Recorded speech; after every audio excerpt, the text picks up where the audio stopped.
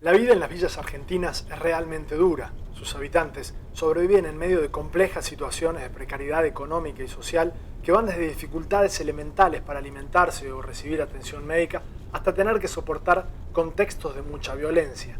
Solo en la ciudad de Córdoba existen más de 100 villas en las que viven alrededor de 60.000 personas. En estos sitios, en donde la mayor parte de la gente no consigue terminar el ciclo de educación básica, el problema más importante consiste en poder acceder a un trabajo digno. Carlitos Viruta es un joven de 15 años que vive en Villa Talita. Yo empecé a los 6 años a trabajar. Mi papá salía con mi tío Mono le dicen, salió él a trabajar con mi tío. Y yo agarré y él, como veía que no andaba muy bien, yo salí con él. Y yo empezaba a pedir cartón, me daban. Y yo de los 6 años que trabajo en eso, cartoneando, de chico nomás. Y la gente me discriminaba por andar con un carro, porque decían que mis padres no eran la enseñanza que me estaban dando, o porque yo era un negro villero. Bueno, yo trabajaba cartoneando y estudiaba también. Y un día, en sexto año, fui a banderado. Y ese banderado era cartonero y me tomaron como un ejemplo en el centro. Y me sacaron en el diario. Por estos días, los padres de Viruta tienen trabajo y eso permitió que él haya podido prácticamente dejar de cartonear. Ahora, Viruta se dedica de lleno a estudiar, a formarse y a colaborar con las distintas actividades de la casa. Además, sueña con llegar a ser, algún día, presidente de la nación. Sí, yo cuando termine el colegio, el secundario, quiero estudiar ciencias políticas para poder llegar a ser presidente.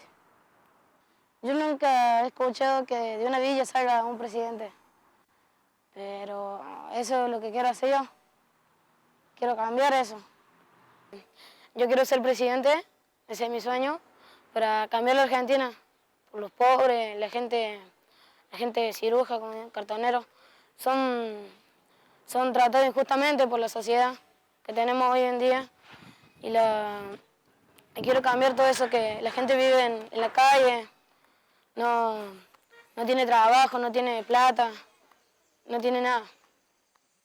Los padres de Viruta hacen un enorme esfuerzo para mantener a sus 5 hijos y para poder enviarlos cada día a la escuela. Su madre, Emma Ozán, es empleada doméstica en un barrio privado, en las afueras de la ciudad, y se la ve hacer lo imposible para que Viruta y sus hermanos crezcan sanos y puedan salir adelante a pesar de la situación económica en la que viven. Es la vida que nos tocó o es la situación que estamos viviendo. Y yo creo que nadie elige vivir en un barrio así, ¿no? Pero bueno, nos tocó a nosotros y la tenemos que luchar y día a día, y por lo menos para que tengan para comer ellos. Si bien en Villa Talita los vecinos han logrado acceder a la conexión de agua corriente o a la pavimentación de algunas de sus calles, Emma advierte que aún siguen siendo muchas las dificultades que padecen. Por ejemplo, las que ocurren a la hora de recibir atención médica. Como se enferma un chico, un bebé, a la noche más que nada, o una persona grande, como le pasó a mi suegro, que le agarró un ataque acá, y llamamos a la ambulancia y no quería venir, no quería entrar si no venía un patrullero. Y bueno, y vino un patrullero y vino la ambulancia, pero si no, no. Y a veces se nos enferma un chico de una convulsión o un ataque. Mi cuñada también murió de un ataque acá en la casa y llamamos a la ambulancia y no venía y es desesperante porque nosotros también somos seres humanos. Además de ir a la escuela, Viruta cocina, aprende los oficios de albañil y electricista y hace un curso de cooperativismo con el que dice estar muy entusiasmado.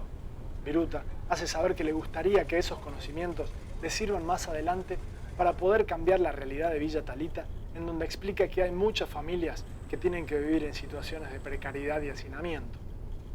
Sí, me gustaría poner algún negocio que sea por el barrio, como, qué sé yo, una panadería, que la gente venga y la atienda a ella, y ahí se reparta la plata, o pedirle al gobierno que incremente el material para hacer más viviendas acá, porque hay mucha gente acá que vive muy apretada.